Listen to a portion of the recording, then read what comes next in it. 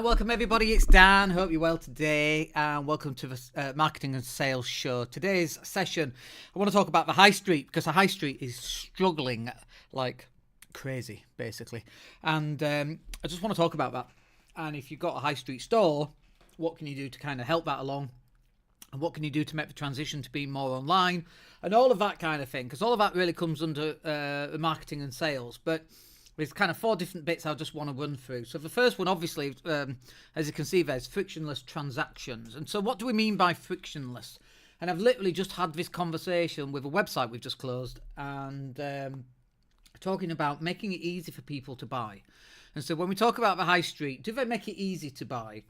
Have they made it harder over the last 10 years? Have they made it more difficult over the last 10 years? And obviously, it seems harder just to even get into town these days, or an out of shopping experience. Certainly in Leeds, you know, you go to White Rose, it's rammed, absolutely rammed. It's not a pleasant experience at all, which is good, at least if it's White Rose. But in terms of frictionless transactions, you know, when you go into a shop and they're like, "Can I help you, sir?" And you're like, "Oh, go away. I was just looking." So, you know, it's 2023. What am I, 51? So I learned. Did I work in retail? I think I've worked in retail for a few days. I once worked at PC World, by the way, and I lasted a whole half a day before I went, screw that. And you're told to go up to people and go, "Can I help you? Have you found what you're looking for?" Oh, come on, dude.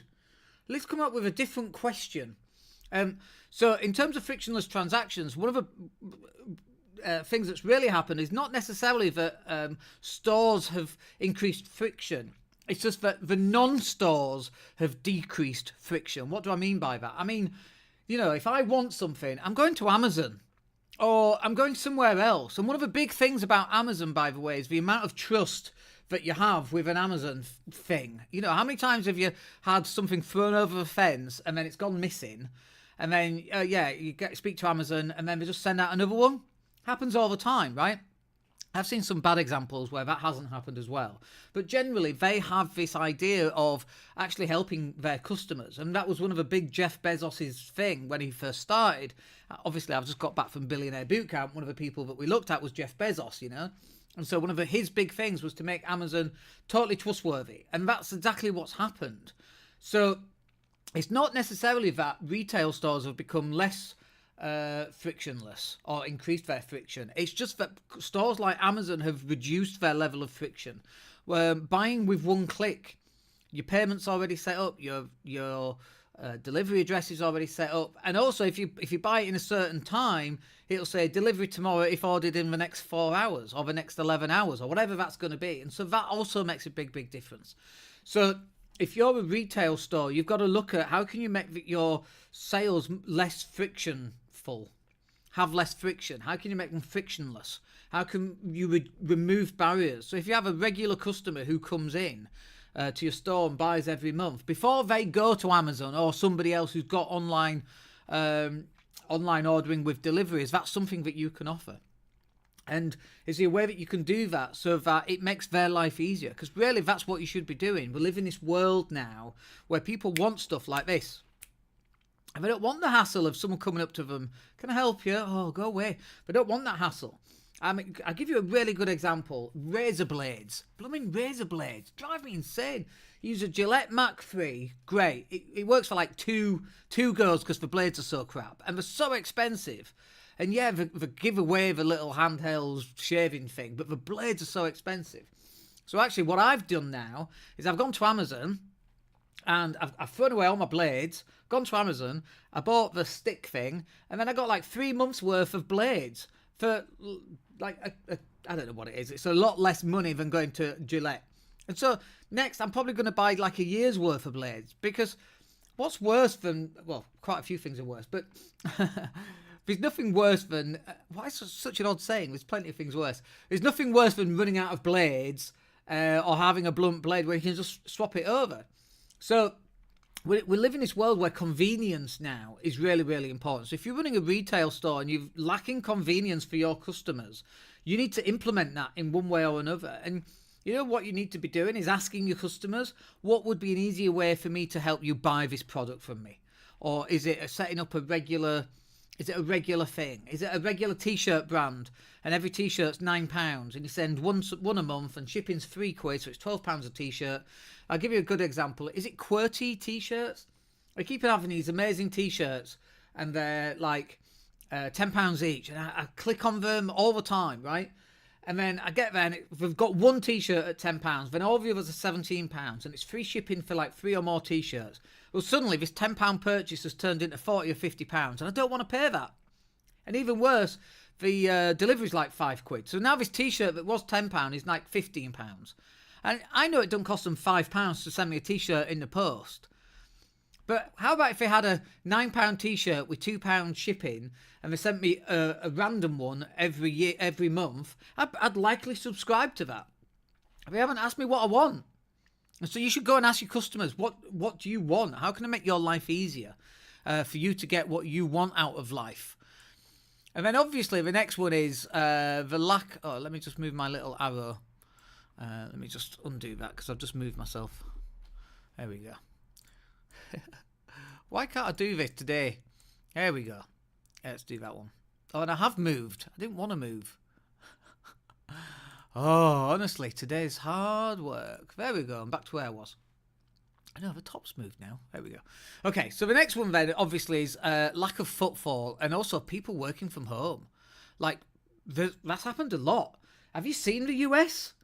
Like, there's swathes of, it's not necessarily high street, but out of town shopping areas, and they're empty. The shops have closed down, but also in town shopping areas, those shops have closed down. And it's not just lack of footfall because people are working from home, but it's also like groups of youths running in, stealing a whole bunch of Burberry bags and then running out and no one dare stop them.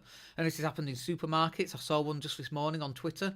I saw one in Tesco's on Twitter a couple of weeks ago. So you've got this lack of footfall. You've got this increasing violence in city centres, which is like a result of a pandemic. But also you've got more people working from home. So what happens when more people work from home? Guess who's making a lot of money right now? We're back to good old Amazon. And what do Amazon do really well? Frictionless transactions. And so it's all kind of part and parcel of the same thing. How do we make people buy? Well, it's footfall if you're running a retail store. And, you know, obviously we run a digital marketing agency. So we talk about creating content and driving traffic. Creating content and driving traffic, do you think that's the same thing as footfall? 100% it's the same thing. And also, because people are working from home more, do you think they might be on YouTube, TikTok, Instagram, Facebook, LinkedIn, Twitter, YouTube, iTunes, Spotify, Amazon, and so on? Like, yeah. So why do you think we're posting out so much content like this, for example? Is because people are working from home. People are on buses, consuming content. So let's have some content for those people to consume. People are not working from the office anymore. In fact, you know, you see people like Alan Sugar trying to get people back in the office. People don't want it. We're recruiting right now, and I was looking at other people's job adverts, and the amount of job adverts where it's work from home or hybrid, as they call it, which is a mixture of both. And so I find it really interesting. And so it is causing retailers problems because no longer are people commuting, either on foot or driving past. They're not even leaving the house for days on end. And so you've got less footfall and all these people working from home looking for an easy way to make their purchase. And then what do the councils do? Because in their infinite wisdom, the councils come along and go, I know what will fix this.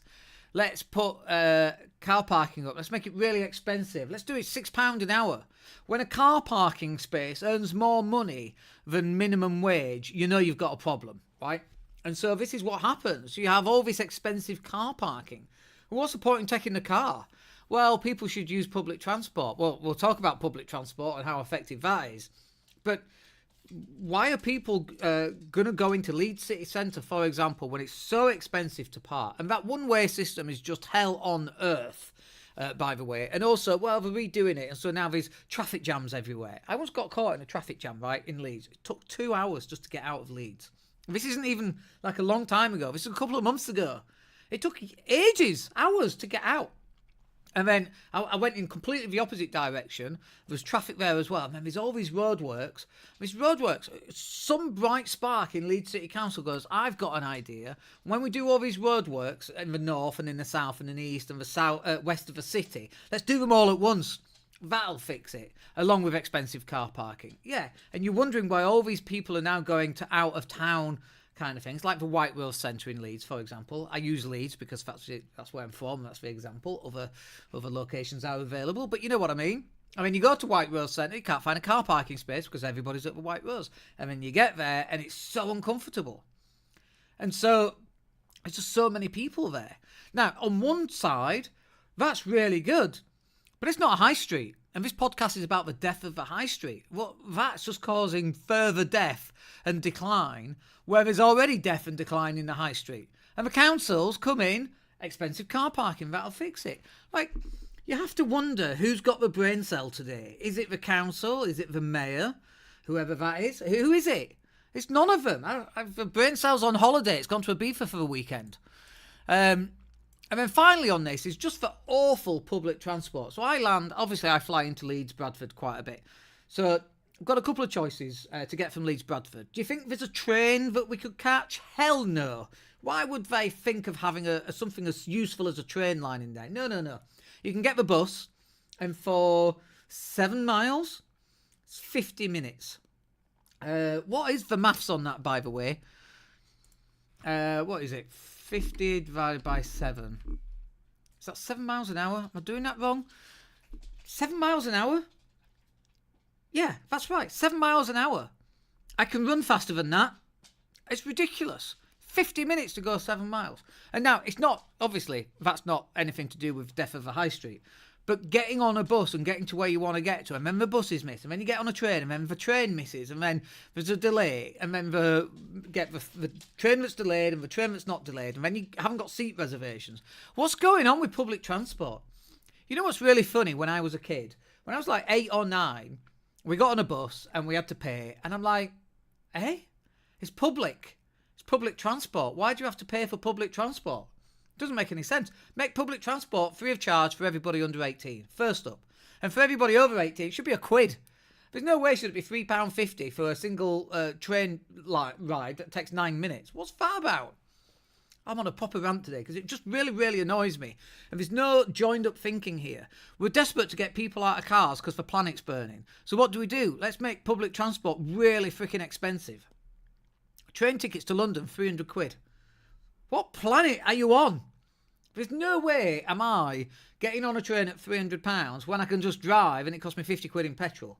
And then I can take my mates. I don't have any mates. I can take my friends down to London and I can stop at services and then have complete freedom. And then I'm not getting stuck by train drivers going on strike. And also, by the way, I don't mind train drivers going on strike. Not that it's for drivers, but it's for other people that want much less money. And I also don't mind nurses and doctors going on strike because £14 an hour for junior doctor when minimum wage went up today to £11.44 is just pathetic. Anyway, this is about public transport, Dan, not striking. But public transport is horrendous. Who is getting on a bus to go into Leeds City Centre to go shopping? Nobody. It's just not worth it. So what do? Go back to Amazon, frictionless transactions. That's what we're going to do. There's something extra I want to include on that as well, by the way, because one of the really cool things about Amazon is that you buy something and then you completely forget that you've bought something on Amazon. And then a few days later, there's a knock at your door and you're like, who's that? And you're like, oh, it's an Amazon package. I wonder what I've ordered because I can't remember anything from 3 days ago. And you get a double whammy. So not only is it frictionless, you get the hit twice, that little dopamine hit. I went through a stage of just buying little crappy things for like a couple of quid just to have people deliver them, just to break up the monotony and just to, I wonder what I've ordered. Ooh, dinosaur erasers or dinosaur stickers or unicorn stickers for my kid or any old sorts of crap for a couple of quid just to liven up your day. And but again, it's down to frictionless transactions and getting that double whammy. And people are wondering why it's not working. The high street is dying. Then these are 4 really good reasons as to why they are. Anyway, a very, very quick podcast today because absolutely rammed. I've got to go pick up the little one, and we're just properly rammed at the moment, as I'm sure you can tell. Anyway, I hope that's useful. I hope you enjoyed Dan's little rant there, and we'll catch up with you on the next one. Have a great day, and we'll speak to you soon. Take care.